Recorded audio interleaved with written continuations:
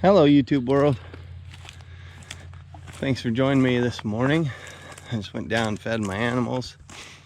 I had a request from Renee from Giddy Up Gals Gypsy Adventure. On my last video, I think she caught a glimpse of this barn when I was viewing the sky when the weatherman said it's supposed to be cloudy. So there's a barn on the west side of my house. It's over on neighbor property. I'm in a cattle yard, as you can see these panelings, the cow panels and stuff, the gates. There's some old elevator they used to dump corn in for the calves. They used to have this pin here that runs along here. Anyways, they used to put their calves, after they weaned their calves, they'd bring them in here and then they'd fatten them up. There's the water. Excuse me for clearing my throat. Anyhow, there's the barn. She told me to go explore the barn. This is public hunting ground. The original neighbor that owned it, when I bought my place 26 years ago, there used to be a house that sat just right over there. And anyways, it was an estate deal. It was actually the guy, it was his mother-in-law's property or something. She was in a home. Then when she passed away, him and his wife ended up with it, but they ended up selling it.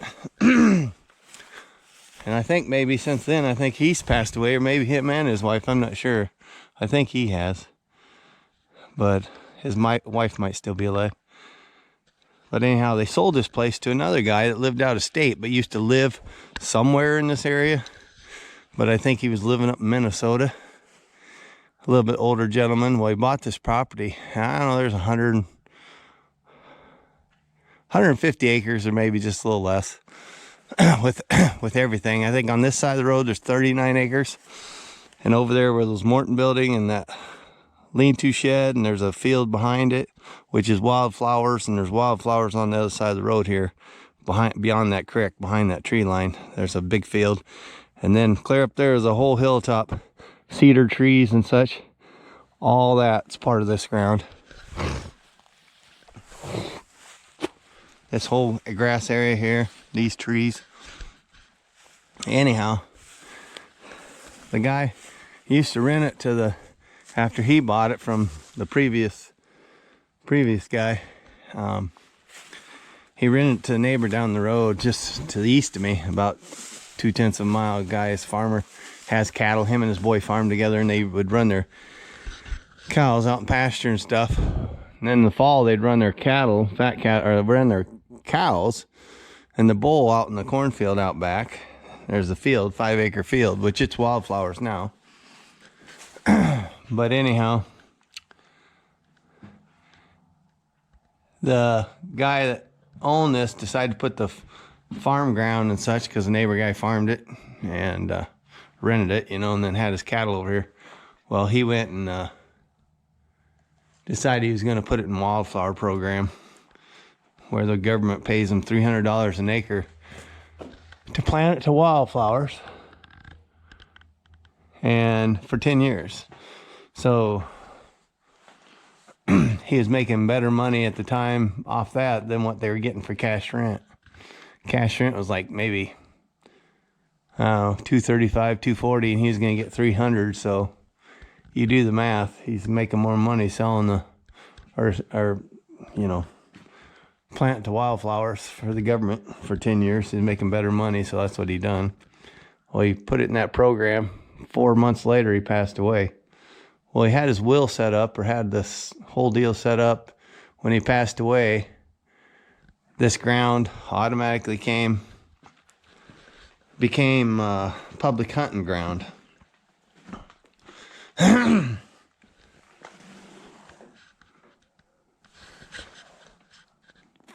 That's something you don't see much of That's I don't know if you can see that. That's green. This is part of it too, right here. It's come off of basically it's a wooden rack for a grain truck. But I know a lot of farmers used to use them to haul their cattle too. Haul their cattle or pigs to market on their old straight trucks. But anyhow, he put this property in the wildflower program. Sorry, getting sidetracked here. But he had it set up to once he passed away, it automatically went to public hunting ground. And he had it set up to where this ground cannot be, the farm ground cannot be tilled up and planted. Even if somebody buys it, it can't be tilled or planted or anything for 99 years. And it's been in this program for maybe, say, 5 years, 6 years at the most. So 90 something years yet left before the ground can be tilled up and planted. The family been trying to sell it. The family still owns it, right? But basically the DNR manage it. But what's crazy is, being it's in that program, they're not getting any tax money off of it. The state ain't, because it's basically state governed, through the DNR. But the family still own it. So it stays in the family, but it just stays public hunting ground for that 99 years. And then it can come in and be tilled and such. But they've been trying to sell it. I got a letter in the mail from some, I don't know what kind of outfit it was. Kind of like it wasn't necessarily an attorney, but some kind of real estate deal. They're trying to sell this property.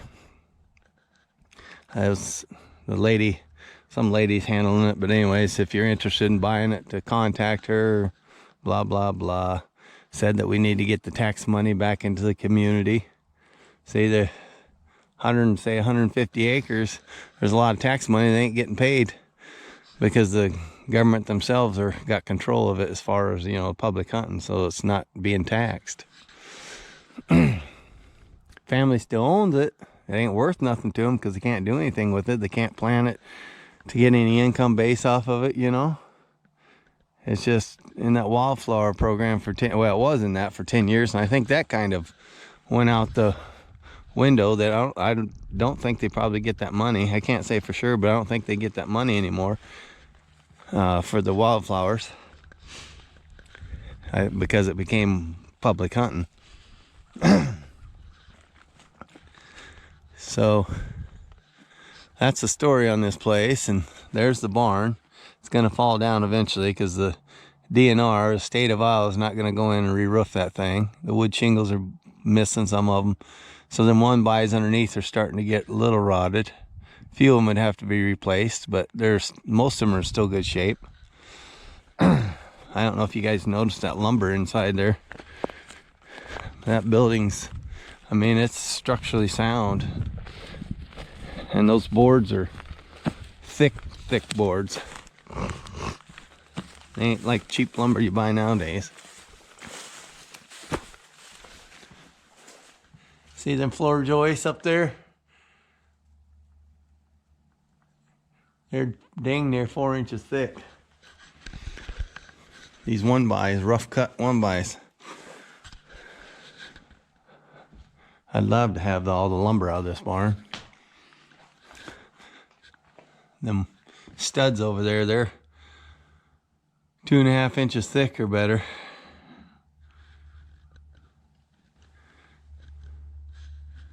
I know some of you guys watch my channel. You guys do woodworking.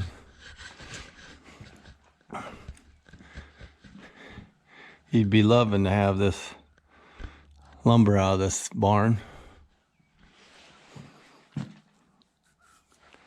Be making something out of it. I have a brother that does a lot of woodworking, and he's taken old barn boards and ran them through his drum sander or even through his planer. That lumber is good lumber. Anyways, I'm gonna head back to my house, but I thought I'd come show you this barn. Renee wanted me to show everybody, or actually to explore it, so I did. Now she's gotten to see it and everybody else has. Yeah, go check her channel out if you haven't. A lot of you have subscribed to her, I know. Giddy Up Gal Gypsy Adventures. Go check her out. And she messaged something about checking out that old barn. I told her that was a good idea. Do a video on that, so here it is. Well, thanks for joining me. This video's been long enough. I better cut it short, but not gonna get any longer. Thanks for joining me. I hope you enjoyed this. And if you haven't subscribed, do so. And if you haven't entered my 200 subscriber giveaway, I'm at 242 right now. I've been going up and down the last couple days, a few numbers, but I'm at 242, so 8 more subscribers. And I'm gonna draw, well, a week from that day, I'm gonna draw a name. So you still got time to get your entry in, win that mystery 200 subscriber giveaway gift. See y'all in the next one. Don't forget I love you. Goodbye.